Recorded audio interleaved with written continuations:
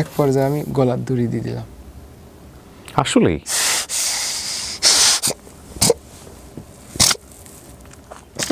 বিসমিল্লাহ।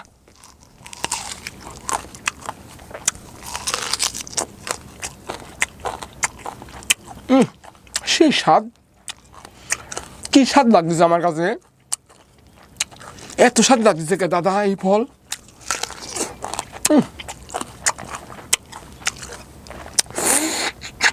খুব ছোট, আমি তো বুদ্ধি হয়েছে আমার নানির কাছে। জি।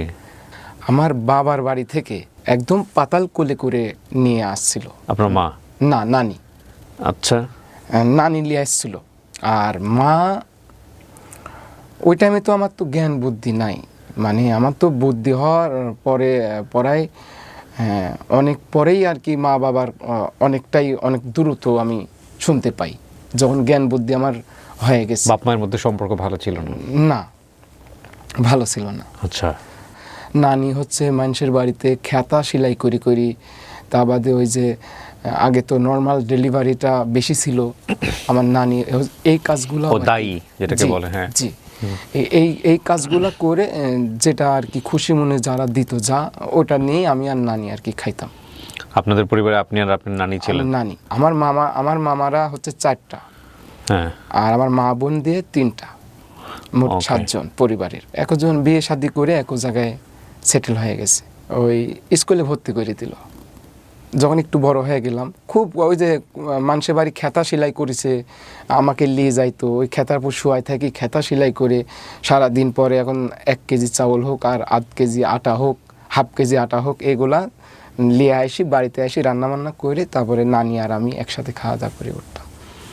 এরকম করে দিন আর কি পার করতে করতে একটু বড় হয়ে গেলাম। বড় হয়ে যাওয়ার পরে আমার 1 থেকে 2 পর্যন্ত, 2-এ আমাকে ভর্তি ফিস ধরেছে 10 টাকা। ওই টাইমে আপনার ওই যে খেসারি, যেটা ওই যে কালাই বলে, ডাল, ওটাকে তো আগে গরু দিয়ে আর কি মলন দিত, মলন দিয়ে সারি এটা বাতাসে কুলা দিয়া ধরি উড়াতে হইতো। এই উড়ানোর সময় আমি যা নানির কাছে জেস ধরছি যে নানি, আমার ক্লাস 2-এ উঠেছি, আমার 10 টাকা পরীক্ষা ফিস লাগবে, তাড়াতাড়ি দাও। এখন তো নানির তো মাথা নষ্ট হয়ে আছে, সারাদিন কাজ কাম, আমি দুপুরবেলা এসে টাকা চাচ্ছি, আর মাস্টারও তো ওই 10 টাকা পরীক্ষা ফিস না দিলে আমাকে ক্লাস 2-এ ভর্তি করে দিবিলে। সে পরবর্তীতে নানির কাছে সেই রকম জেস ধরেছি, কালার মধ্যে গড়াগড়ি পাতেছি, নানি আমাকে 10 টাকা দিয়াই লাগবে, তাছাড়া আমার ভর্তি হওয়া যাবে না, ভর্তি হলি বিলা সারে। পরে দিশা মিশা না পায় নানি সেই রকম একটা রাগ উঠলি, কঠিন একটা রাগ উঠলি। আমিও এতটা রাগ আমি দেখিনি নানি। এখন কষ্ট পায় এত রাগ নাকি না সারাদিন পরিশ্রম করেছে অতটা বুঝি সারি নেই। পরে আচ্ছা তাকে আমাকে মারলি ওই খেসারির ভিতরেই, তে আমাকে এত মারা মারলো। এই বাড়ির পাশে আমার নানির বাড়ির মাত্র 10 ধাপ দিলেই একটা গৃহস্থ বাড়ি, পড়ায় ওদের আর কি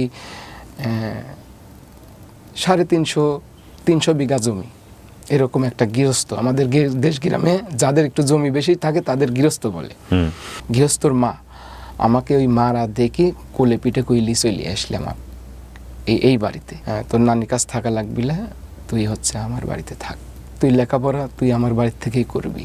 তাও 1-1.5 বছর ওরির বাড়িতে আমি থাকিছি, খাইছি। নানি খোঁজ খবর নিত না? নানি ওই যে এই বেলা ও বেলা আসতো, দেখে যেত। জি। যে কথা বলে আমাকে নানির কাছ থেকে নিয়ে আসলো, সেই কথার সাথে আর মিল পড়ল না। আমাকে লেখাপড়া শেখালো না শেখায়। আগে তো গৃহস্থ বাড়ি পড়ায় 30টা 20টা 25টা করে গরু থাকতো।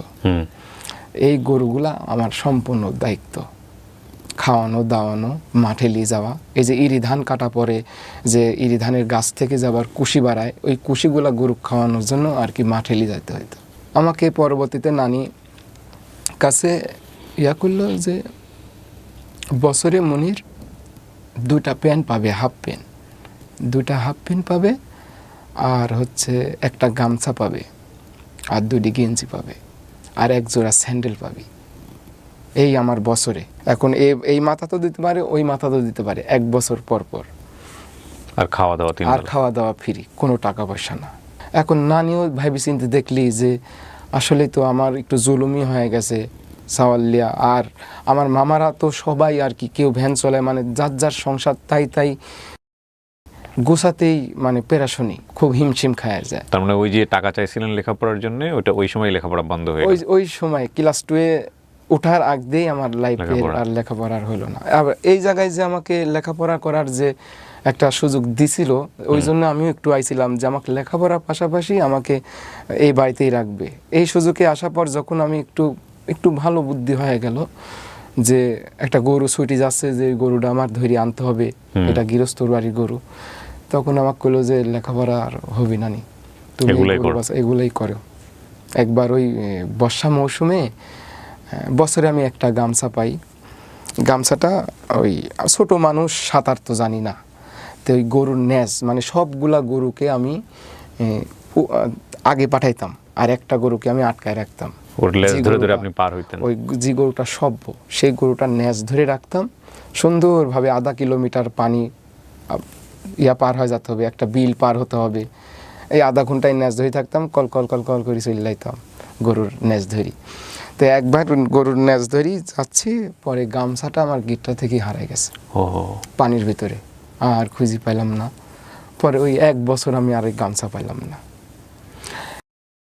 আচ্ছা যাই হোক, ওখানে বড় করে পরবর্তীতে আমাকে আর বেতন দিবেই না, পড়ায় 5-6 বছর রানিং চলে, খালি পেট ভাতা খায়া দেয়। আর ওই যে গরুর সাথে গরু হ্যাঁ, যখন যে সিজনের যে আবারটা, সেই আবারটা গরুর গাড়ি করে নিয়ে আসতে হইতো, আমার গরুর গাড়ি চালাইতে হইতো। 3 মাস, বছরে 3 মাসের থেকে 4 মাস গরু চড়ানি পরে, ওই সকালবেলা ফজরের নামাজের পর আমাকে গরুগুলা সব খুলে দেয়, আর ওই গামছার মাথাতে 2টা আম বান্ধি, আর সাথে এত করা মুড়ি, যেন এটা আমি খায় থাকতে পারি। আর বিল পার হয়ে গেলে তো ওই সারাদিন পর ছাড়া হয় না আসা, ওই মাগরিবের আজান কখনো 7টা-8টা বাজে যায়, এইভাবে আর কি আমি সারাদিন গরুর সাথে। সকালবেলা ভোরে পান্তা ভাত খায়া ওই 4 দুপুরকার জন্য 4 মুড়ি আর একটা আম হোক আর 2টা কাঁচা মরিচ হোক, এগুলো আমাকে বানিয়ে দিত, আমি যাই খাইতাম। আর পানি যখন খাওয়া লাগতো, ওই যে কাঁকড়ার গাড়ির ভিতরে শোলা দিয়ে চুষক দিলেই পানি উঠে আসতো, 1 হাত নিচে জ্বলে থাকে, ওই শোলা দিয়ে সারি চুষক দিলে পানি উঠে চলে আসে। খুব সুবিধা ছিল, মানে পানির কোনো টেনশন নাই মাঠের ভিতরে। ইন্টারেস্টিং, খুব সুন্দর সিস্টেম ছিল। আবার ওই কাঁকড়ার গাড়ির ভিতর যদি আবার এই চারিদিকে দেখতাম যে আগে শামুক টামুক আছে নাকি, যদি না থাকতো এই যে এরম করলেই কাঁকড়ার গাড়ির থেকে পানি উঠি, আর একটা এই সাইডে একটা গর্ত করতাম, ওই গর্ত থেকে এই গর্ত যখন ওভারটেক করে আসার পর আধা ঘন্টা পর ওটা সুন্দর পরিষ্কার হয়ে যায়, তখন দেখা যায় যে উপরে গামছাটা ফেলাই দিয়ে তারপর চুষক ধরে ওই পানিটা খাইতাম। পানি নিয়ে যাওয়ার কোনো ব্যবস্থা ছিল না, কিভাবে নিবে, কারণ বিল পার হইতে হয়তো। গ্রামে যারা বড় হননি তারা বুঝবেন না বিষয়টা। এটা কি মানে চরের মধ্য থেকে পানিগুলা খাইতে হয়? এটা হচ্ছে ওই ধানের জমির ওই আইলের সাইড দিয়ে দেখা যাচ্ছে যে কাঁকড়া গর্ত করেছে, আবার নতুন পানি আসলে তো কাঁকড়ারও আনাগুনা বেড়ে যায়। কিভাবে একটু পানি বের করে খেতে হবে, এখান থেকে প্রায় 5 কিলোমিটার গেলে আমি একটা বাড়ি পাবো, এতখানি এই ধানের জমি পার হয়ে যাওয়া অনেক কষ্টকর। দেখা যায় যে ওই খালি পায়ে হাঁটতে হাঁটতে আপনার হচ্ছে ওই পায়ে ফোসা উঠি, চামড়া উঠে গেছে, শামুকে কখনো কাইটি ফাঁক হয়ে গেছে, ওখানে তেনারি বাঁধে রাখছি, কখনো রক্ত ঝরতেছে। এই অবস্থা নিয়ে তো ওই 5 কিলো যাওয়া সম্ভব না। তখন এই বসে থেকে 3-4 জন বুদ্ধি করতাম কীভাবে খাওয়া যায় পানি। তখন কই যে কাঁকড়ার গাড়ি খোঁজ, কোনটা নতুন করছে, নতুন করলে তো মাটি নতুন তুলা দেখা যাবে, সেটাতে মাটিগুলা সম্পূর্ণ হেঁটাই দিয়ে এই যে বাকেটের মতন একটা সিস্টেম করতাম, তখন ওই কাঁকড়ার গাড়ি থেকে পানি উঠে আসতো। আবার দেখতাম যে কাঁকড়ার গাড়ির পানি কাছেই আছে কিন্তু পরিষ্কার আছে, তখন করতাম কি ওই শোলার মাথাতে আবার গামছা, মানে এটা ছ্যাক না, ফিল্টার বানায় চুষক দিয়ে, এখন মানে যতখানি তৃষ্ণা আছে সেই তৃষ্ণা অনুযায়ী আর কি খাইতাম। এবার বুঝতে পারছেন যে ওর জন্য গামছাটা কতটা গুরুত্বপূর্ণ। কিন্তু ভাই আপনার বাবা মা কোথায় এই বয়স পর্যন্ত? আচ্ছা এটা বলতেছি আর একটু ওই লাইনটা।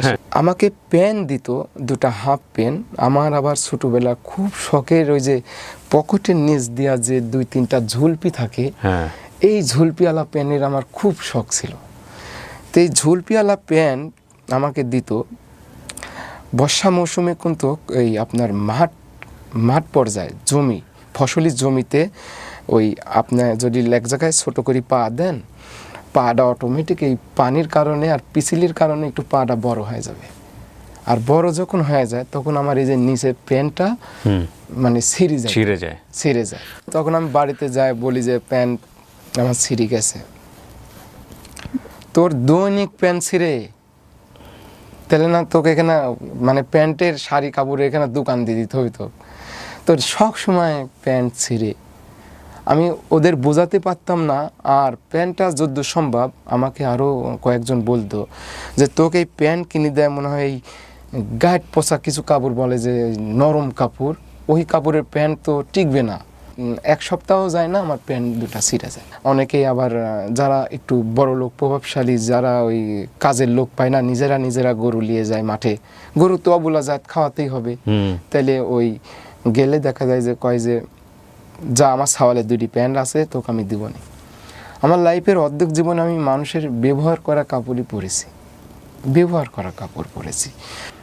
ওখানে তো আমাকে ওই মানে যতদিন রাখবে তাও ওই পেট বাঁধাই থাকবে, মানে 1 টাকাও দেবে না। পরবর্তীতে নানি রেগে গেল যে এত কয় বছর হলে আপনি বাড়ি থাকে, খালি পেটে আর ভাতরে কাপড়টাও ওইভাবে দেন না, তাহলে আমার নাতিটাকে ওইভাবে রাখ বলে আপনার কাছে। সম্পর্কে একটা ভাবি, মানে ওই ভাই হচ্ছে সরকারি চাকরি করে, ওই ভাই বলল যে 1000 টাকা মাসে দেবনি, বছরে 1000 টাকা দিবনি। তে বললো বছরে 1 বছর পরে 1000 টাকা, তাই কি হয়? ওই ছেলেটার কি ভবিষ্যৎ নাই? ওই ছেলেটা কি করে খাবে ভবিষ্যতে? 1000 টাকা বছরে, এই 5-7 বছর তো আপনি এমনি রাখলেন, তাহলে আপনার কি কোনো লাভ হয় না এখানে? তখন কোসে এরই উপরে আমি পারবো না নি। ঠিক আছে, 1500 টাকা আর কি কমপ্লিট করা হলি বছরে 1500 টাকা। 1500 টাকা করে মনে হয় 2 বছর থাকা হয় আবার পৃষ্ঠা, তারপরে আর বেতন বাড়াবে না। আমাকে নানি সময় যখন ভালো লাগতো না তখন নানির কাছে আমি যাইতাম, পাশাপাশি তো 1 মিনিট লাগে নানির বাড়ি যেতে। নানির কাছে আমি জিজ্ঞাসা করতাম আমার মা বাবা কো। হ্যাঁ, ওই তার ছোটোবেলাও আমাকে যেভাবে বলেছে, এই রানিং অবস্থায় মরার আগ পর্যন্ত আমাকে বলেছে যে আমার মা নাকি আর কি চাকরি করতো, আব্বা কৃষিকাজ করতো।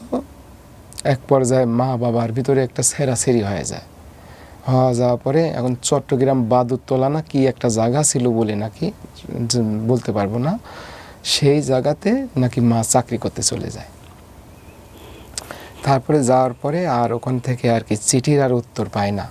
তো সবাই আর কি আমার নানিরা, পাড়া প্রতিবেশী সবাই আর কি জানতো যে মারা গেছে, সবাই জানতো, আমিও জানতাম। আমিও ওই যে বিভিন্ন জায়গায় আমাকে যখন বলতো মা বাবা আছে নাকি, আমি বলতাম যে মারা গেছে, আমি যা শুনেছি তাই বলেছি। বেলকুচি একটা খালার বাড়ি, আসা যাওয়া করতাম, করতে করতে ওই বাড়িতে আমি যে গৃহস্থ বাড়ি যে থাকতাম, থাকা অবস্থায় নানিটা মারা যায়। নানিটা আমার কুল করে দিয়ে যেতে পারে নাই। আমি তো এখন ভাষ্যমান হয়ে গেলাম। বাপের খবর জানেন না?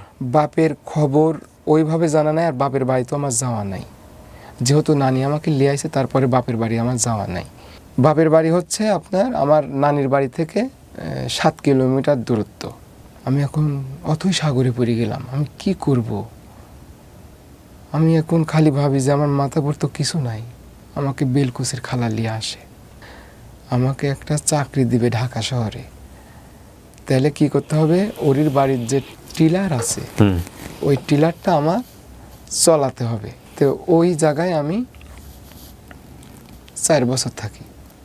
আজ চাকরি দিবে, কাল চাকরি দিবে, এই তো ভাই আসতেছে, আসলে আপনার সাথে কথা বলবে। তে 4 বছর পরে ওই যে আমাকে চাকরি দিচ্ছে তার খালাতো বোন জামাই এই ঢাকাতেই থাকে। ওই অ্যাপার্টমেন্ট যে পাইলিং থেকে শুরু করি যে একটা বিল্ডিং তৈরি হয়, সেই বিল্ডিংয়ের মানে ওই রড আসতেছে, সিমেন্ট আসতেছে, ওগুলা দেখাশোনা এবং খাতাতে একটু এন্টিমেন্টি এগুলো করা লাগে।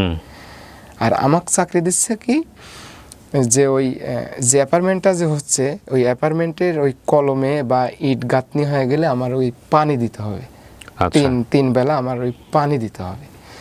তো এই চাকরিটা আর কি আমাকে ওই 4 বছর ওরি বাড়ি থাকলাম, ওরি বাড়িও একদম নীল, ওই যে কাজ করে দিতাম বাড়ির ছেলের লাগান, মানে আমার কোনো এখানে বছরে কোনো 1 টাকাও আমাকে দিত না, শুধু পেটে ভাতে। শুধু পেটে ভাতে, কাপড়টাও আমাকে দিত না। আমি কিন্তু পোশাক আশাকে অতটা আমি না, আমি খুবই মানে আমি পুরাতন কাপড় চোপড়ে বেশি পছন্দ করি। এখন আমি নতুন পোশাক করি না। আমি যে আমার এই যে বাড়িয়ালি হচ্ছে এই দুটা 3 বছর আগে 2 বছর আগে ঈদে কিনে দিছিল।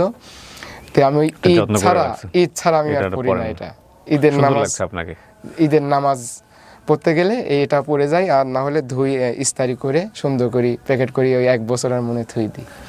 এখন যে আমাকে চাকরি দিল ওর যে খালাতো বোন জামাই যে এই চাকরির যে টাকা লাগবে এটা আমি আর জানি না। আমাকে সেই টাইমে 5,000 টাকা চাচ্ছে, যে এটা হচ্ছে বসদের আর কি অ্যাপার্টমেন্টের যে ইঞ্জিনিয়ার আছে সেই বসগুলাকে আর কি চা পানি খাওয়াতে হবে, 5,000 টাকা লাগবে। তো এখন আমি তো সারা বছরই তো আমি এত বড় হইলাম, আমি 5,000 টাকা চোখেই দেখিনি, আমি কিভাবে দেব। পরবর্তীতে আমি ওই ভাই কইলাম যে ভাই আপনি আপাতত, তাহলে উনি বলবে না যে আমার ভাই 4-5টা বছর থাকিছে কোনো ব্যাপার না, তাহলে আমি হচ্ছে আপনাকে দিবনি, আপনি চালাইলেন, সেটা না বলি। তাহলে বলতেছে যে মনির তাহলে তুমি হচ্ছে আমি দিয়ে দিচ্ছি, তুমি বেতন পাইলে, আমার বেতনও হচ্ছে 5,000 টাকা, 4,500 টাকা 500 টাকা আর কি ওর চা খাওয়ার জন্য এক্সট্রা করে দিতে হবে। আমাকে জেনুইন দিবে 4,500, আর 500 টাকা ওই মাসে মাসে ওরিকে দিতে হবে। 3 মাস কাজ করার পর ওটা করি সারি আমার টাইফয়েড জ্বর আসে, পরে আবার খালার বাড়ি চলে গেলাম। ওখানে প্রায় আমার 2-2.5 বছর ওখানে থাকা হয়, থাকি সারি ওখানে আমার ড্রাইভিংটা অটোমেটিক শেখা হয়। ড্রাইভিংও পারেন? ড্রাইভিং শেখা হয়ে যায়। আচ্ছা। যে আমাকে ড্রাইভিং শেখালো সেই মামাই আমাকে স্পোর্ট ইনফুটের গাড়ি প্রায় 3 বছর পরে আমাকে গাড়ি দিল, স্পোর্ট ইনফুটের গার্মেন্টসের গাড়ি। আচ্ছা। হেল্পারবিহীন গাড়ি চালাচ্ছি, একটা বড় গাড়ি, হেল্পারবিহীন গাড়ি চালানো খুব রিস্ক। একটা চাকা যদি লিক হয়ে যায়, একটা চাকা যদি বাস্ট হয়ে যায়, দুজনের সহযোগিতা লাগে, সেখানে একলা হয় না। সেইভাবেই একটা আল্লাহর রহমতে নতুন একটা গাড়ি পেলাম।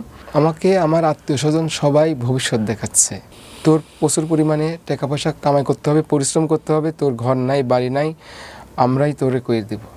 যখন টাকা দিই, যখন টাকা না দিই তখন কোনো খোঁজ খবর থাকে না। যখন টাকা দিচ্ছি তখন সুন্দরভাবে খাওয়া দাওয়া হয়েছে নাকি। আমি যে এই যে 7-8টা বছর আমি এই যে গাড়ির লাইনে ছিলাম, আমি ইচ্ছা গাড়িতেই করেছি, বাড়িতে যাইনি বা ঘর বাড়ি নাই। এখন ঈদের ভিতরে কার বাড়িতে যাব, কার ছেলে মেলে আসলো, তার ঈদগুলা হয়তো বা নষ্ট হবে। এক পর্যায়ে মা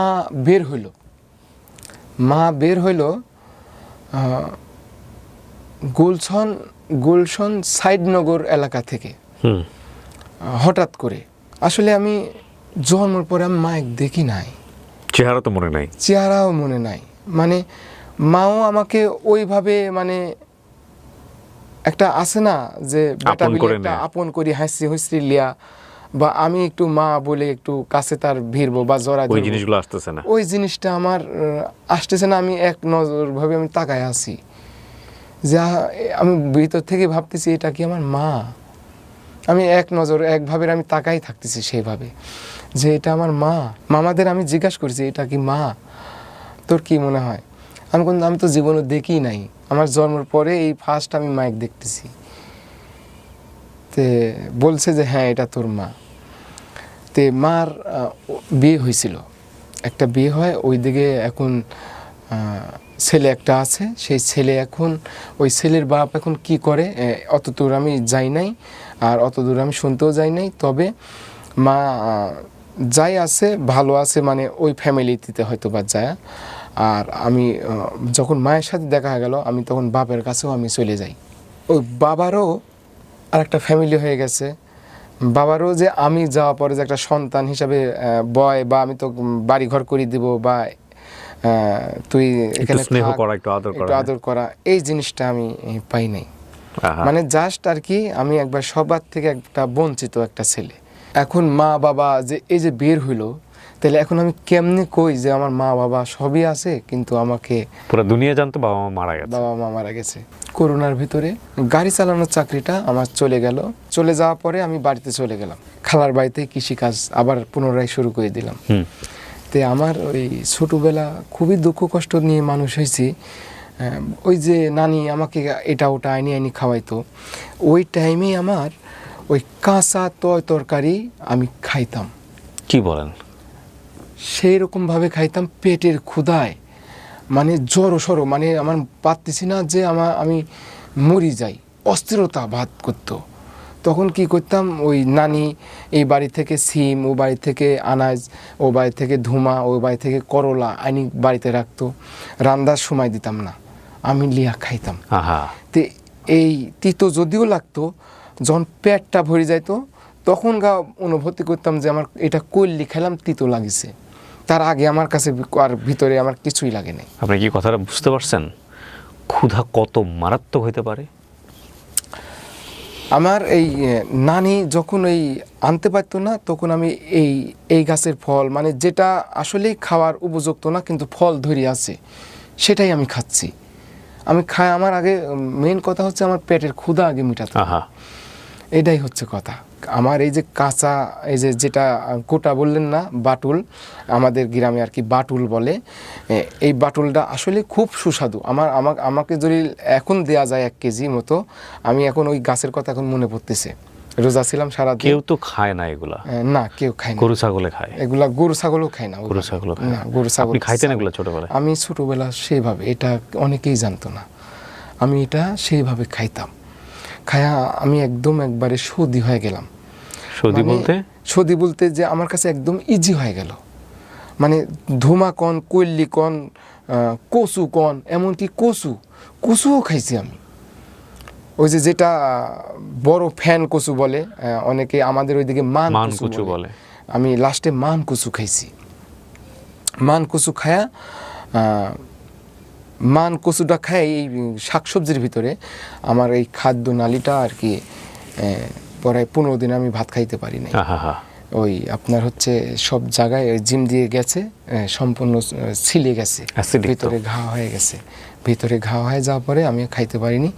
পরবর্তীতে আমাকে ওই ডাক্তারে বলল যে তোমার হচ্ছে নরম যাও, একবারে পানি ফ্যান, সোজা কথা চামচ দিয়ে দিলে যেন গলা দিয়ে কোনো রকম জানটা যেন একটু বাঁচে, এরকম করে তোমার 15 দিন চলতে হবে। তখন আমি আর কি ওই কচুটাতেই আমার একটু এফেক্ট করছিল। তাহার যত আমি কাঁচা তরকারি খাইছি, আমার কোনোটাতেই আমার মুখের স্বাদ কাড়ি নিতে পারে নাই। সবগুলা খাবারই সেই স্বাদ লাগেছে, এক কথায় প্রচুর পরিমাণে স্বাদ। আমি যখন চাকরি ছেড়ে বাড়িতে চলে গেলাম, তো বাড়িতে চলে যাওয়ার পরে তো আমার একটা কাজ করতো যে আমি, সবাই নাচ করে, গান করে, বিভিন্ন মডেলিং করে, তো আমার তো সব থাকলে আসলে আমি যে ফ্যামিলির একটা ছেলে, আমাকে ওসবে মানাবে না। তো আমি কি করব, আমি কাজের পাশাপাশি আমি যে কাঁচা যে খাবারগুলো খাইতে পারি এগুলো আমি খাবো, আর আমি বলবো সেই স্বাদ, এত স্বাদ কি জন্যে, আমার ভিতর থেকে এটা।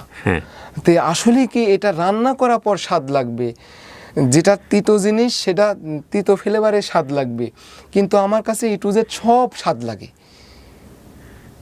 এইরকম একটা প্লেন আমার ভিতরে আসলো। তো এটা টিকটকে করতাম। তো টিকটক করতে লাগি আমার ওই খালার বাড়িতে একটা স্টুডিও, অনেক স্টুডিও নামে একটা দাদা, সেই দাদা আমাকে বলে যে আচ্ছা মনির, তুমি তো এগুলা সবই তুমি খাইতে পারো, বা টিকটক যেহেতু করতেছো, এগুলাই তুমি হচ্ছে একটা পেজ করো, একটা ইউটিউব করো, ইউটিউব পেজে, ইউটিউবে এগুলো ছাড়ো, তাহলে তোমার একটা এটার থেকে নাকি টাকা পয়সা ইনকাম করা যায়। যা খাই তাই আমার ওই মানে ভাইরাল হয়ে গেল। আমি ভাইরালও বুঝি না যে ভাইরাল হয়ে যাওয়া মানে কি, মানে বেশি মানুষ চিনে না কি, মানে কি, মানে এক কথা আমার এখন আমার ভয়েস দিয়ে সবাই কপি করা শুরু করে দিল। তখন আমি ইউটিউব পেজে আপলোডও আমাকে শিখাই দিল। আমি তো লেখাপড়া তো আমি জানি না, তাহলে আমার এগুলা শিখাই দিলে আমি আবার ঠিক আছি। তো এভাবে করতে করতে এতরে খালারা আমার মেয়ে দেখতেছে, ছেলের বয়স হয়ে যাচ্ছে, একটা বিয়ে শাদী দিতে হবে। তো পরবর্তীতে খালার বাড়ির পাশে আর কি আমাকে একটা বিয়ের একটা পরামর্শ তাদের ভিতরে চলে। 1 মাস পরে আমার আইডিটা হ্যাক হয়ে যায়, ফেসবুক পেজ, 3.5 লাখ ফলোয়ার হয়েছিল। সে আমাকে বলছিল টিন সার্টিফিকেট তৈরি করতে 2000 টাকা লাগবে। আমি 2000 টাকা পাঠাইছিলাম। পাঠানোর পরে সে টিন সার্টিফিকেট করেছে ঠিকই তার নামে, তার নামে করি, এ টু জেড সব কিছু, তার মনিটাইজেশন যে পেজটা আইছে সম্পূর্ণ তার নামে করছে। করে সে পেজটা নিয়ে নিছে। 1 মাস পরে পেজটা আর অলরেডি আর নাই, নাইতে নাই, সেও খুঁজে পাচ্ছে না। তো এখন পেজটা এখন সেও বলতেছে হ্যাক হয়ে গেছে এরকম। তখন আমি একটা ভালো একটা মানে আমি একটা মানে মৃত্যুর একটা দিকে আমি অগ্রসর হতেই আছি। আমি প্রতিটা ধাপে ধাপে মৃত্যু প্রহর গুনতেছি, তার ভিতরে আমি একটা মৃত্যুর একটা ধাপের ভিতরে চলে গেলাম। কিরকম? যে চোখ বুঝি ভাইবি দেখলাম ছোটবেলা থেকে বাপ মার আদর স্নেহ থেকে বঞ্চিত, নানি মানুষ করলো, কচু ঘেঁচু খায়, কাঁচা শাকসবজি খায়া, যেমনি হোক মানুষের বাড়িতে থাকি, গরু বাছুর চলায়, এই পর্যন্ত আইছি। এই পর্যন্ত আসা পরে যখন একটু আমি অনলাইন জগৎ নিয়ে সব জায়গায় তো আমার হয়ে গেল পরিচিত, তে এখন একটু অনলাইন জগতে আসি সারি আমার আইডিটা হ্যাক হয়ে গেল। এখন আমি মৃত্যুর প্রহর গুনতেছি। মানে আপনার মনে হচ্ছে যে বেঁচে থাকার অর্থটা কি? আমার আর বেঁচে থাকার আর ইচ্ছাটা শেষ। আমি যে ডাল ধরতেছি সেই ডালই ভেঙে যাচ্ছে। চাকরি হারালাম, সবকিছু হারালাম। মানে আমি আসলে একাই, মানুষটা আমি একাই হয়ে গেলাম। এরই ভিতরে আমার কোনো ভবিষ্যৎ নাই, কোনো ক্যাশ নাই। এক পর্যায়ে আমি গলার দড়ি দিয়ে দিলাম। আসলেই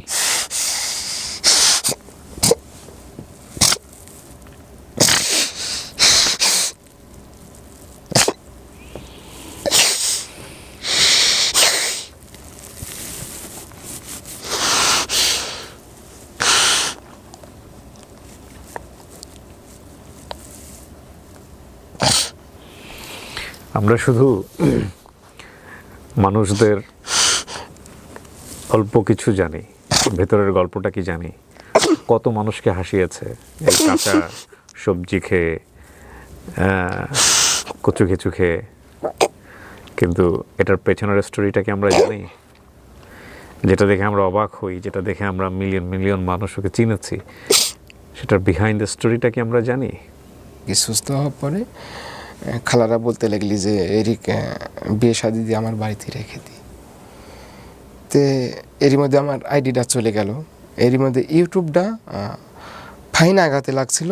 তো আমি তো 4-5 মাস হলে আর ভিডিও আপলোড করি না, ইউটিউবটা ড্যামেজ হয়ে যায়। একবারে ড্যামেজ হওয়ার পরে এর ভিতরে আমাকে ইউটিউব থেকে একটা প্লে বাটন আমার চাচুর মাধ্যম দিয়ে আমাকে নিয়ে আসি দিছে, আমার মোবাইল নাম্বার দিয়ে। পরবর্তীতে আমাকে আর কি খালা বাড়ির পাশে বিয়ে করা দেয়। বিয়ে করার পরে একটা পুরুষ মানুষের আর একটা লাইফ চলে গেল। অবিবাহিতদের বোঝানো যাবে না। মায়ের বোন খালা আসলে মায়ের মতন হয় না, যদিও মায়ের আদর চেয়েও পাই নাই। অনেকেরই মা বাবা যখন ছেলে সন্তানের আদর করে, আমি তো দেখি সেই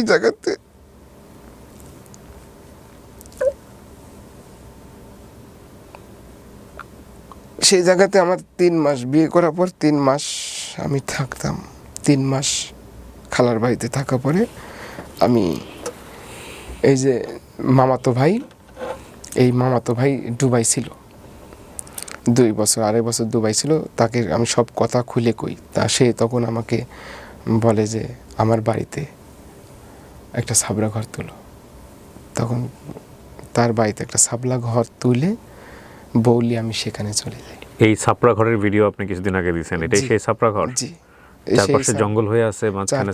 জি, ওই ছাপড়া ঘরেই থাকি। আল্লাহ আমাকে একটা কন্যা সন্তান দিছে। শ্বশুর শাশুড়ি আমাকে যথেষ্ট পরিমাণে ভালোবাসা দেয়। আমাকে বলে টেনশন করেন না, আল্লাহ ভরসা, একদিন হবে, আজ নাই কি হয়েছে, একদিন হবে। আপনি কি করেন এখন? এখন আমি ওই 1 বিঘি সম্পত্তিতে আমি আবাদ করি। 1 বিঘা জমিটা কি আপনার নিজের? এটা হচ্ছে কটের জমি। না, আপনি ইয়ে করে নিছেন, খাই খালাসি বলে এটা, খাই খালাসি নাকি? মানে এটা খাই খালাস না, মানে ওই জমিওয়ালাকে আমি টাকা দিছি, 2 লাখ টাকা দিছি। আপনি জমি দিন রিটার্ন দিবেন, টাকা রিটার্ন দিয়ে দিবেন? যেদিন জমি না, উনার যখন মানে 1 বছরের আগে তো দিতে পারবেই না, 2-4-5 বছর যখন উনার হাতে অবস্থা বুঝে যখন টাকা হবে আমাকে ওই টাকাটা দিয়ে দিবে, তখন জমিটা দিয়ে দিবে, তার জমিটা হয়ে যাবে। এই আপনার সম্বল? এই একটা সম্পদ। আর হচ্ছে এই যখন নিজের কাজ না থাকে আমি মানুষের গৃহস্থ বাড়িতে কাজ করি। মানে এখনো আপনার সেই যেটাকে আমরা বলি কামলা খাটা, জি, কাজ করে এইভাবে চলি। সারা দিন শেষে মেয়েটাকে একটু যতখানি কোলে পিঠে রাখা যায় সেটা করি।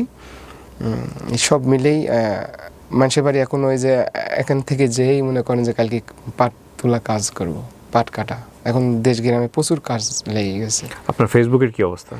কি নামে আছে আপনার আইডিটা? আমার আইডিটা এমডি মনিরুল ইসলাম, সেই ব্যাকেটে সেই সাত ব্লগ পেজ না পেজ। আচ্ছা, সেই সাত ব্লগ। এরই ভিতরে মানে অনেক আমার মুখটা তো চেনা হয়ে গেছে, আমি তো মানে সবার কাছে একটা পরিচিত। তো সেই জায়গায় থেকে আমি আবার নতুন করে যখন শুরু করলাম, যারা পুনরায় যে পুরাতন যে ফেক পেজগুলা ছিল, এই ফেক পেজগুলাতে পুরাতন ভিডিও ছিল এবং আমি নতুন আপডেট যে দিচ্ছি এগুলাও পাচ্ছে, এগুলা ডাউনলোড করে করে ফেক পেজগুলাও মনে করেন যে অনেক বড় বড় আইডি হয়ে গেছে অনেকেরই। তার মানে হ্যাঁ, আমরা এখন ওর যে কন্টেন্টগুলো দেখি সেগুলো কিন্তু পুরনো কন্টেন্ট, নতুন খুব একটা দেখা যায় না। হ্যাঁ, আপনি ভিডিও দেন নিয়মিত? ভিডিও ওইভাবে নিয়মিত দিচ্ছি না। ভেরিফাইড করছেন? জি, ভেরিফাইড করে ফেলছেন? জি। এখন এটা কার তত্ত্বাবধানে আছে? এখন আপনার তত্ত্বাবধানে? সম্পূর্ণই আমার তত্ত্বাবধানে। Very good, very good. আর ইউটিউবটা এই যে 5-6 মাস যে আমি ভিডিও ছাড়ি নাই, আল্লাহর রহমতে অটোমেটিক 7 লাখ পার হয়ে গেছে সাবস্ক্রাইবার। জি, মাশাআল্লাহ, 7 লাখ এমডি মনিরুল ইসলাম, 7 লাখ সাবস্ক্রাইবার ইউটিউবে অনেক অনেক। ওটা 7 লাখ পার হয়ে গেছে। তো আপনি কত টাকা পয়সা ইনকাম করতে পারছেন? ইনকাম করতে পারি নাই। ওই যে আমার মাইনাসের জায়গায় থেকে মাইনাস হয়ে থাকার পরে আমি ওই জাস্ট ইউটিউবেই 40,000-45,000 টাকা পাইছিলাম। এই তো এটা না, অনেক সাবস্ক্রাইবার তো ভেরিফাইড হয়নি কেন এখনো? এটা ভেরিফাই হয়ে গেছে না? জি, এখন ওই আমার একটু ওই আইডিটা একটু ফিউজ হয়ে, আর ওই যে আমার জি স্যার, জি এমডি মনিরুল ইসলাম। হ্যাঁ জি স্যার, আপনি ওই যে যেটা করলে আপনারা খুঁজে পাবেন @, আমি দিয়ে দিব, এটা আমি স্ক্রিনে দিয়ে দিব, আপনারা দেখবেন, সাবস্ক্রাইব করেন। হ্যাঁ, অনেক জিনিস তো আপনারা সাবস্ক্রাইব করেছেন, ওরটা একটু সাবস্ক্রাইব করেন, এমডি মনিরুল 931, ঠিক আছে? ওখানেই দেখেন স্যার আমার ইউটিউবে 5 দিন আগে দিয়েছে একটা ভিডিও, 10 দিন আগে। হ্যাঁ, ইউটিউবে একটা লিংক দেওয়া আছে, দেখেন ইউটিউবেই আইডির ভিতরেই দেখেন ফেসবুকের লিংক আছে স্যার। আচ্ছা, ফেসবুকেও লিংক ওখানে পাওয়া যাবে না? জি। তো মনির ভাই, বয়স তো খুব বেশি না, জি স্যার। জীবনটা এভাবে চলে গেল না, এই জীবনের দিকে যখন তাকান পিছন ফিরে তখন খারাপই লাগবে, এটাই স্বাভাবিক। কিন্তু আপনার তখন একটা মেয়ে হয়েছে। হ্যাঁ, মেয়েটার বয়স কত? 5.5 মাস। আপনার ভিটামাটি বলতে গেলে ওই ছাপরা ঘর? ভিটামাটি নাই, এখন মামার বাড়িতে আশ্রয় নিয়ে আর কি। ওই ছাপরা ঘরটাও মামার জায়গা? জি, ওটা মামার জায়গা। এখন আমার জায়গা বলতে একবারই ভাষ্যমানে আছি। আচ্ছা, ভাষ্যমানে আছি, এইগুলা করি। আত্মীয় মানে পাড়া প্রতিবেশীও একটু মানে একটু বাজারঘাটেও আমি বেড়াতে পারি না, সবাই চিনে। মানে চিনে বলতে তা বাদে আমাকে একটু দেয় বেশি এমনি। হ্যাঁ, আমার গ্রাম ছাড়া যদি আমি একটু ফাঁকি বের হই, অনেক ভাইজানেরাই অনেকভাবে সম্মান দেয়, কাছে ডেকে নেয়। কিন্তু আমার মহল্লা টুক্কার ভিতরে মানে আমাকে ওই যে কাঁচা তরকারি খাই জন্য খুব একটা পাত্তা দেয় না বা দেখতে পারে না। ওই জায়গাতে একটু আমার মন খারাপ লাগে। সেই জায়গাতে আমি কি করি, আমার জরুরি একটা বাজারে না যায়, না আনার মতন না থাকা পড়লে আমি বাজারে যাই না। আমি হাসি মুখ এটাই দেখাতে চাই এগুলা খায়া, যে আমি পুরাতন চিঠিটাকে আমি ধরে রাখতে চাই, যেটা খেয়ে আমি বেঁচে আছি।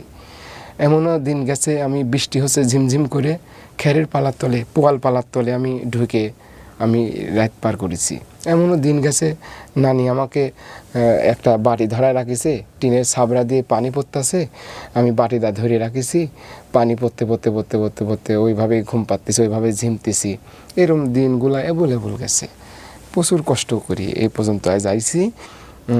একটা জাগে যে আমার মেয়েটাকে যেন আমার মতো না হয়, বাপ মা বিহীন যেন বড় না হতে হয়, কারো যেন লাত্তি উষ্টা খেয়ে যেন বড় না হতে হয়।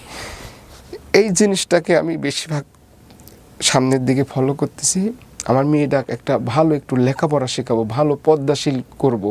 অনেক দোয়া, আল্লাহ আপনার ইচ্ছা কবুল করুক। আমাকে জাস্ট একটু বলেন তো আপনি ভিডিওটা কি দিয়ে করেন? আমি ভিডিও ফোন দিয়ে করি স্যার, কি ফোন আপনার? Realme Z10 YouTube. ও খালি জাস্ট আমি কই যে আমি খালি আমার ফেসটাকে খালি ধরবা, আমি বোঝাই দিই সারি, সে ধরে, ধরার পর 1 মিনিট বা 1.5 মিনিট ভিডিওটা করলাম, খাইলাম, পেটটাও ভরলো। এখন তো আমি বোঝাতে পারতেছি না যে আমার পেটে খিদা, আমি খাইলাম। দেখা যাচ্ছে যে আমি 1 মাস পর 25 কেজি চাউলের বস্তা কিনি, ওটা দেখা যাচ্ছে যে আমি যদি নিজে কামাই করে খাচ্ছি, তো দেখা যাচ্ছে যে আমার আধা কেজি চাউল যদি সারাদিনে 1 পোয়া চাউল যদি কম লাগে আমার সংসারে, তাহলে চাউলটা তো আর একটু দীর্ঘ হলো, 1.5 মাস চলে গেল। তাহলে দেখা যায় যে আমার পেটটা ভরলে তো আর আমার খাওয়ার টেনশন নাই। তাই আমার খাওয়াটাও হচ্ছে, একটু আনন্দও দিচ্ছি, চাউলটাও কম লাগতেছে, আমার সংসারে একটু খরচটা কম হচ্ছে, তরকারি একটু কম লাগতেছে। আমার গিন্নি যেটুকা রান্না করে সেটুকা খায়, 2 বার খাচ্ছে, 1 বার খায় বেঁচে গেলে আবার খাচ্ছে। দেখা যায় যে এইভাবে আমি ফাইনভাবে একটা সংসার আমার চলে যাচ্ছে। অন্তত আপনারা ভিডিওতে কি দেখেন? আপনারা ভিডিওতে দেখেন কেউ যে আসলে কাঁচা তরকারি খেয়ে ফাজলামো করতেছে। হ্যাঁ, জীবনকে জানার জন্য একটা মানুষের খুব কাছাকাছি যাওয়া দরকার। আমি হচ্ছে আপনি যদি লেবু খান টক, আমার কাছে স্যার মানে মেন কথা স্যার, সব কিছু অভ্যাসই মনে হয়, আসলে আমি বোঝাতে পারবো না স্যার। আমার কাছে এত স্বাদ লাগে স্যার, লেবু কন, তেঁতুল কন, কল্লি কন, ধুমি কন, শসা কন, মানে কাঁচা যে তরকারিগুলো রান্না করে খাওয়া যায় সেই তরকারি আমার রান্না করা লাগেই না। কিছু কিছু সময় দেখা যাচ্ছে যে আমি যে কৃষিকাজ করতেছি সেই ফলটা আমি করি নাই, আর এক কৃষক করেছে, সে আমাকে ডাক দেয় যে মনির, আমাকে প্রায় 20 জন ডাকি রাখছে। কেউ বলছে যে আমি সৌদি আরব থেকে খেজুর গাছ আনিছি, খেজুর ধরেছে, পাকলেই ডাক দেব। কেউ বলছে যে শাকরোল, কাঁঠালের মতো ছোট ছোট ওই ফলটা রান্না করে খাওয়া যায়, এটার জন্য আমাকে গেল হাটে ডাক দিছে যে আমার জমিতে আসো। অনেকেই তে আমার এখানে একটাই থাকে, আমি তো বলতে পারি না যে আমি পেটের খিদেটা এখনও নিবারণ করি বা আমার বাড়িতে চাউলটা কম লাগে, এটা তো আমি ওপেন করতে পারি না। দেখা যায় যে এটা তো আমার খাওয়া কমপ্লিট হয়ে গেছে, আমি খাইতে পারি, আমার পেটটাও ভরে গেল, বাড়িতে চাউলের অংশটা কম লাগলো, আমি 25 কেজি বস্তা চাউল কিনি। দেখা যাচ্ছে 2 মাস পরে আমার 1 বস্তা 25 কেজি চাউলের বস্তা একটা কিনলে আমার আর 2 মাস কোনো টেনশন নাই। আমি হাবিজাবি খায় আমার পেটটা ভরে গেলে আমার শান্তি, ঠান্ডা। মনির ভাই, আমার আজকে আপনি এখানে আসবেন সেজন্যে আমি অফিসের একজন কলিগকে দিয়ে এইগুলো আপনার সাথে কথাও বলেছে, বাজার করে নিয়ে এসে রাখছিলাম যে কাঁচা জিনিসগুলো আমি আপনাকে দিয়ে টেস্ট করাবো। কিন্তু আজকের অনুষ্ঠানে আপনি আমাকে এমন একটা মুডে নিয়ে গেছেন, আমার না আসলে আর এটার ইচ্ছা নাই। না স্যার, ব্যাপার না, আপনি দেন, আমি খেয়ে দেবো, আমার কাছে ব্যাপার ইচ্ছা না। নাই আমি আপনাকে বলি, সেটা হচ্ছে আমি যদি এটা এমন হতো, এই গল্পটা আমাকে যদি এরকম ফিল দিত যে এটা একটা আনন্দ জায়গা থেকে হয়েছে, আপনি আসলে পারেন, এই টেস্ট থেকে হয়েছে এবং সেই আনন্দের জায়গাটা আমরাও আনন্দ নিচ্ছি, সেটা নিয়ে আমার কোনো সমস্যা ছিল না। কিন্তু আপনার এই কাঁচা সবজি খাওয়ার গল্প, যে হৃদয় বিদারক গল্প, যে জীবনে একদিন পেটের ক্ষুধায় পেটের ব্যথা অনুভব করেছে, সে হয়তো কিছুটা বুঝতে পারবে, আদারওয়াইজ আজকের এই গল্পটা বোঝা সম্ভব না। ওর মতো কন্টেন্ট ক্রিয়েটর যারা, ওর মতো মানুষ যারা এই ভিডিওগুলো থেকে নিজেদের ভাগ্য পরিবর্তন করার চেষ্টা করেন, যেসব চোর বাটপার এদের কন্টেন্ট চুরি করেন, এদেরকে নিয়ে আমার কোনো বক্তব্য নাই। এই যদি একটু লেখাপড়া জানতো তাহলে হয়তো ওর জীবনটা ওই যে প্রথম যে একটা খেয়ে সেই স্বাদ বলেছিল, ওই একটা ভিডিওতেই চেঞ্জ হয়ে যেত। একটা ভিডিওতে আমি বলছি আপনাদেরকে, হয়তো আল্লাহ চেঞ্জ করে দিত, কারণ ওর লেখাপড়াটা জানা ছিল না, যে কারণেই ও আগাতে পারে নাই। ও বারবার ধরা খেয়েছে, ওর পেজটা চুরি হয়ে গেছে, ওর ইউটিউবে সমস্যা হয়েছে, এবং এই সুযোগটা নিয়েছেন কিছু চোর বাটপার বদমাইশ, যারা অনলাইনে বিভিন্ন মানুষজনের কন্টেন্ট চুরি করেন, চুরি করে $200-500 কামান। পৃথিবীতে বেঁচে থাকাটাই একটা সম্ভাবনা, বুঝতে পেরেছেন? আপনি সুস্থ আছেন, আল্লাহ আপনাকে এখনও সুস্থ রেখেছে, 2 হাত দিয়েছে, 2 পা দিয়েছে, আপনি এখনও পরিশ্রম করার সামর্থ্য পান। জি স্যার। কুরবানির ভিতরে আমাকে অনেক জায়গা থেকেই গোস্ত দিছিল, ওগুলো আমি খাই নাই। এটা কাঁচা মাংস খাওয়ার জন্য না, তাহলে এটা রান্না করে আমাকে দিচ্ছিল, হ্যাঁ, মানে রান্না করে খাওয়ার জন্য, মানে ওইভাবে দিছে যে এলাকার পাড়া প্রতিবেশী কুরবানি দিতে পারি নাই বা মামার বাড়িতে। খান নাই কেন? খাবেন তো অবশ্যই। এটা আমি আবার বুদ্ধি করে, আমি তো পরিশ্রম করতে পারি, সো আপনি এগুলো মানুষকে দিয়ে দিয়েছেন। এগুলো আবার যেগুলা বাড়ি পুরাইছি, যারা বৃদ্ধ অচল, এগুলো আমি আবার দিয়ে দিছি। আমি দেখেন, আমি একটা জিনিস বুঝি, মানুষের বেঁচে থাকতে না অনেক কিছুর প্রয়োজন হয় না। জি স্যার। আপনি ধরেন আজকে অঢেল সম্পত্তির মালিক হলেন, কিন্তু আপনি আল্লাহ আপনাকে এমন একটা অসুখ দিয়ে দিল, জি স্যার। তাই না? এটাও তো একটা কথা। জি স্যার। আপনার ঘরে বাচ্চা আছে এবং আপনার জীবনে আল্লাহ বেঁচে থাকার জন্য উপযুক্ত সময়ে কিন্তু একটা সিদ্ধান্ত দিয়ে দিয়েছে আপনাকে বেঁচে থাকতে হবে, এবং শত কষ্টের মাঝে হয়তো একটা সম্ভাবনা সামনে নিশ্চয়ই আল্লাহ তার করাই দিবে। জি স্যার। ঠিক আছে, এই হচ্ছে বিষয়, এবং কখনোই হতাশ হওয়া যাবে না। তো প্রিয় দর্শক এবং শ্রোতা, আজকে মনির ভাইয়ের গল্প আমাদেরকে শুধু একটা জিনিসই শেখালো, সেটা হলো ওই যে একটা গুরুজনের একটা কথা বলে না, যে মুদ্রার এ পিঠ এবং ও পিঠ। যারা ওর এই করলা খাওয়া, লেবু খাওয়া বা অন্যান্য যে বিষয়গুলো আছে এগুলো চাবানো দেখে আপনাদের মনে হতো যে ও আসলে ফান করতেছে। ডেফিনেটলি এটা একটা বিশেষ কোয়ালিটি, কিন্তু এই কোয়ালিটির জন্মটা কিভাবে হয়েছে সেটা যদি আজকের এই অনুষ্ঠান অনুভব করে থাকেন, তাহলে আমরা বুঝবো যে না, আমরা আসলে যা পোট্রে করতে চেয়েছি তা আমরা পোট্রে করতে পেরেছি। মনির ভাই অনেক ভালো থাকেন, আপনি তো নাটোরে ফিরে যাবেন, কালকে আবার সেই মাঠে গিয়ে কাজ করতে স্যার হবে। ওই যে আপনি কি কি আনছেন একটু খাই আপনার। না, আমি যাচ্ছিলাম না। একটু টেলিফোন করেন। হ্যাঁ, না সমস্যা নেই, আপনাকে আমি ইজিলি একটু খাওয়াই দেখাই দিয়ে যাই স্যার। আমি জানি আপনারও আপনি খাইতে ইচ্ছা পারবেন। করতে হবে। না, আমার খাইতে ইচ্ছা হবে না। স্যার আপনি দেখেন আমার খাওয়া। আপনি খুশি মনে দেখাতে চাইলে আমি নিয়ে আসতে পারি, হ্যাঁ, বাট খুশি মনে, আমার আসলে কোনো এমন সমস্যা গল্প ওই যে জি, এটা হচ্ছে করলা। স্যার আমার খাওয়া আজকে দেখবে। এটি হচ্ছে কল্লি, গ্রামে বলে, শহরে করলা। হ্যাঁ, কল্লি, তিতো অনেকে উস্তেও বলে। উস্তাও বলে। এটা লেবু, কত লেবু, কয়দিন আগে লেবু খেলাম, কোনো ব্যাপার না আমার কাছে। মরিচ, এটা হচ্ছে কুড়ি কচু। কুড়ি কচু, না স্যার, এটা আমার খুব পছন্দের একটা সবজি। আমি কালকে রাতে কুড়ি কচি ভর্তা দিয়েই আর কি আমি সেই কুড়ি কচু ভর্তা টর্তা এগুলো খুব ভালো লাগে আমার কাছে, কুড়ি কচু খুব পছন্দের। খুব ভালো লাগে স্যার। শুরু করি তাহলে। জি বিসমিল্লাহ। জি স্যার, বিসমিল্লাহ বিসমিল্লাহ।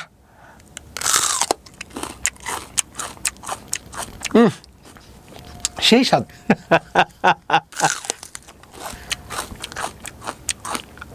কি সুন্দর স্বাদ লাগছে, এত স্বাদ কে।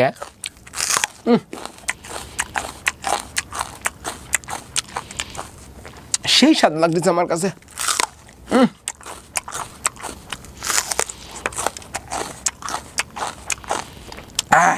কি সুন্দর স্বাদ লাগতেছে আমার কাছে, এত স্বাদ লাগতেছে কে দাদা।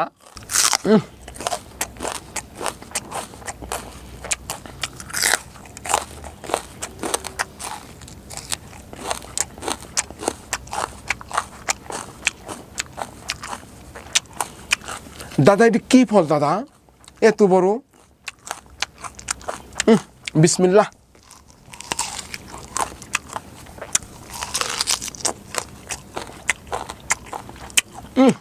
সেই স্বাদ, কি স্বাদ লাগতেছে আমার কাছে, এত স্বাদ লাগতেছে কে দাদা এই ফল।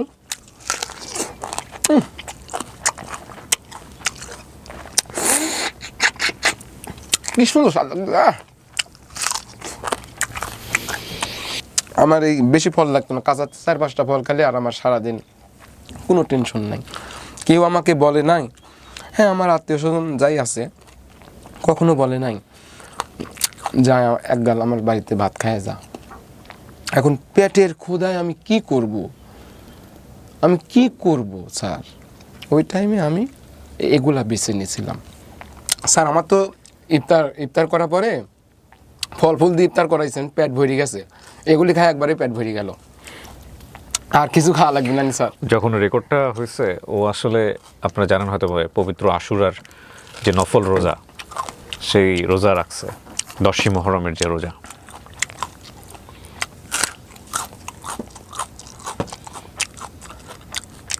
ভাতের থেকে এসব খাবার আমার খুব পছন্দ। আপনার সাথে আজকের এই ভিডিও দেখে যদি কেউ যোগাযোগ করতে চায়, আপনার যোগাযোগ করার কোনো পদ্ধতি আছে আপনার সঙ্গে? দেশ থেকে, দেশের বাইরে থেকে যদি কেউ কথা বলতে চায়? জি স্যার। এতে আপনার কোনো আপত্তি নাই আপনার ফোন নাম্বার দিয়ে দিলে? না স্যার, আমি ওর ফোন নাম্বারটা দিয়ে দিচ্ছি, যদি কেউ ওর সঙ্গে সরাসরি কথা বলতে চান, হ্যাঁ কথা বলতে পারেন। শুধু কথা বলার জন্যই, ও কিন্তু আমার এখানে অনুষ্ঠানে সাহায্য চাওয়ার জন্য আসে নাই। আমি একদম একটা কথা আপনাদেরকে বলি, এবং কোনো পরিকল্পনাও ছিল না। আমার কাছে মনে হলো অনেকে হয়তো যোগাযোগ করতে চাইতে পারেন, আমি ওর নাম্বারটা আপনাদেরকে দিয়ে দিচ্ছি ভিডিওর কোনাতে, আপনারা দেখে নেবেন। আপনি নাম্বারটা একটু বলেন, মুখে বলেন যে নাম্বারটাতে ফোন দিলে আপনাকে পাওয়া যাবে। এখানে কিন্তু অনেক ভালো মানুষ আছে, অনেক খারাপ মানুষ আছে, ফোন করে বিরক্ত করতে পারে। জি স্যার। হ্যাঁ, একটু সতর্ক থাকতে হবে। ঠিক আছে, জি স্যার। নাম্বারটা একটু বলেন। 0101811900914। এই নাম্বারে আপনাকে ফোন দিলে পাওয়া যাবে। জি স্যার। ওকে, এটা আমার মেন হচ্ছে ঘর বাড়ি নাই, তো ওইভাবে আমি ঠিকানা মিকানা স্যার আসলে দিই না। তা বাদে স্যার আপনি বললেন, আমি দিলাম। আর ওই মা বোন সবারই ঘর বাড়িতে আছে, অনেকখানি সারাদিন কাজকাম করে খেতে হয়, পরিশ্রম করতে হয়, সেই জায়গাতে অনেকেই আমার ঠিকানাটা ওইভাবে জানে না। আপনি বলি দেন, কোনো ব্যাপার না স্যার। না, আমি ঠিকানা বললাম না, আমি নাম্বারটা বলে দিলাম। যদি কোনো প্রবাসী ভাই ব্রাদার বা অনেকেই থাকে হয়তো আপনার সঙ্গে যোগাযোগ করছে, আমাকে প্রচুর মেইল করে, আমি গেস্টদের পরে আমি আসলে ওইভাবে মেলের রিপ্লাইও দেওয়ার সুযোগ থাকে না আমার। তো এই নাম্বারটা ওর নাম্বার, আপনারা যদি কেউ ওর সাথে কথা বলতে চান। বাট আপনাদের প্রতি আমার একটা বিনীত রিকোয়েস্ট আজকের এই এপিসোডটা দেখার পরে, সেটা হচ্ছে প্লিজ যারা অসৎ উদ্দেশ্যে ওর সাথে যোগাযোগ করবেন বা করার চেষ্টা করবে, তাদেরকে বলবো যে দুনিয়াতে মানুষ হিসেবে আসছেন আপনারা, ঠিক আছে? ওর কিন্তু অনেক বড় একটা ক্ষতি হয়ে গেছে। বিশেষ করে একটা সম্ভাবনা তৈরি হওয়ার পরে সেখানে থেকে ওটা হারা গেলেও সুইসাইড করার মতো মানুষ পরিকল্পনা কখন চলে যায়। তো ওর একটা সম্ভাবনা নষ্ট হয়ে গেছে। এই সম্ভাবনাটুকু যেন এই নাম্বারটা দেওয়ার পরে যেন আবার নতুন করে নষ্ট না হয়, এটা একটা বিশেষ অনুরোধ থাকলো আপনাদের প্রতি, প্লিজ। আর খাইতে হবে না, রেখে দেন। আমি আসলে দেখতে চাই নাই। প্রথম পর্যায়ে আগ্রহ ছিল, কিন্তু আপনার এই গল্প শোনার প্রতি আমার আর পরে আমার এটার কোনো ইচ্ছা হয় নাই। তারপরেও আপনি দেখাইলেন, ঠিক আছে। শেষ বেলায় একটা কথাই বলতে চাই, সেটা হচ্ছে যে একজনের বাবা মা নেয় বলেই যে অনেকের কাছে অদামি হয়ে থাকে, সেটা ঘৃণা করা যাবে না। এক কথাই যদি কিছু সাহায্য দিয়ে যদি তাকে উঠাই নেওয়া যায়, উঠাই নিতে হবে। আর না হলে ঘৃণা করা যাবে না, কুনজরে তাকানো যাবে না। একটা কলমের ফুটা দিলেও এরকম অর্থ আমার নাই। সেই জায়গায় থেকে আল্লাহ দিলে 2-4-5 জেলার মানুষ আমাকে একটু চিনে জানে। দর্শক এবং শ্রোতা, শেষ হলো আজকের এই এপিসোড। যারা তখন আমাদের সঙ্গে ছিলেন তাদেরকে ধন্যবাদ জানিয়ে আমরা শেষ করছি। আবারও বলছি, মনির ভাইয়ের যে নাম্বারটা দেওয়া আছে, কেবলমাত্র যারা মনে করেন যে ওর সাথে একটু কথা বলতে চাইবেন বা আমরা এই এপিসোড দেখে যোগাযোগ করতে চাইবেন, অনেকেই আমাকে করেন পোক, সে কারণে দেয়া। এখানে উনি সাহায্যের জন্য আসেনি। সো এই সম্মানটুকু যেন তার প্রতি আপনাদের থাকে।